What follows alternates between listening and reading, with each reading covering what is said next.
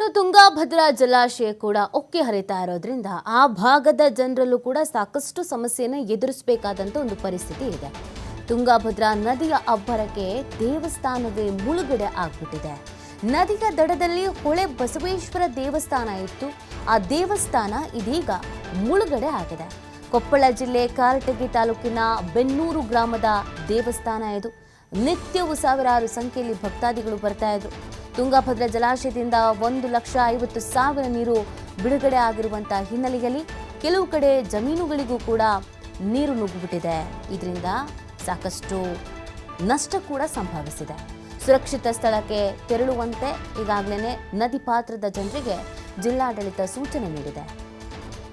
ಹೊರಹರಿವು ಹೆಚ್ಚಾದರೆ ಮತ್ತಷ್ಟು ಸಮಸ್ಯೆ ಎದುರಾಗುತ್ತೆ. ಯಾಕಂದರೆ ಹೊರಹರಿವು ಹೆಚ್ಚಾದರೆ ಮತ್ತು ನೀರನ್ನು ಬಿಡಲಾಗತ್ತೆ, ಆಗ ಸಮಸ್ಯೆ ಆಗುತ್ತೆ. ನೀವು ದೃಶ್ಯದಲ್ಲಿ ಗಮನಿಸ್ತಾ ಇದ್ದೀರಾ, ಅಲ್ಲಿ ದೇವಸ್ಥಾನ ಇದೆ ಅನ್ನೋದೇ ಗೊತ್ತಾಗ್ತಾ ಇಲ್ಲ. ಅಲ್ಲಿ ನೋಡಿ, ಅಲ್ಲಿ ಆ ದೇವಸ್ಥಾನದ ಕಳಸ ಮಾತ್ರ ಕಾಣುವಷ್ಟರ ಮಟ್ಟಿಗಿದೆ, ಮತ್ತೆಲ್ಲವೂ ನೀರಿನಲ್ಲಿ ಮುಳುಗಿ ಹೋಗ್ಬಿಟ್ಟಿದೆ. ಸೊ ಇಲ್ಲಿ ಯಾವಾಗಲೂ ಪೂಜೆ ಆಗ್ತಾ ಇತ್ತು, ಇಲ್ಲಿಗೂ ಭಕ್ತಾದಿಗಳು ಬಂದು ಪೂಜೆಯನ್ನು ಸಲ್ಲಿಸ್ತಾ ಇದ್ರು. ಬಟ್ ಈಗ ಈ ದೇವಸ್ಥಾನವೇ ಮುಳುಗಡೆ ಆಗಿರೋದನ್ನು ನೀವು ಗಮನಿಸ್ತಾ ಇದ್ದೀರಾ. ಆ ಕಳಸ ಮತ್ತು ಗೋಪುರ ಇಷ್ಟು ಮಾತ್ರ ಕಾಣಿಸ್ಕೊಳ್ತಾ ಇದೆ. ಇಲ್ಲಿ ದೇವಸ್ಥಾನ ಇತ್ತು ಅನ್ನೋದನ್ನು ಗೊತ್ತಾಗ್ತಾ ಇದೆ. ಅಷ್ಟರ ಮಟ್ಟಿಗೆ ನೀರಿನ ಹರಿವು ಹೆಚ್ಚಾಗಿರೋದನ್ನು ನಾವು ನೋಡ್ತಾ ಇದ್ದೇವೆ. ಸುಮಾರು 1,50,000 ಕ್ಯೂಸೆಕ್ ನೀರನ್ನು ಬಿಟ್ಟಿರೋದು. ಇದರಿಂದ ಆ ಭಾಗದ ಜನರಲ್ಲಿ ಆತಂಕ ಕೂಡ ಇದೆ.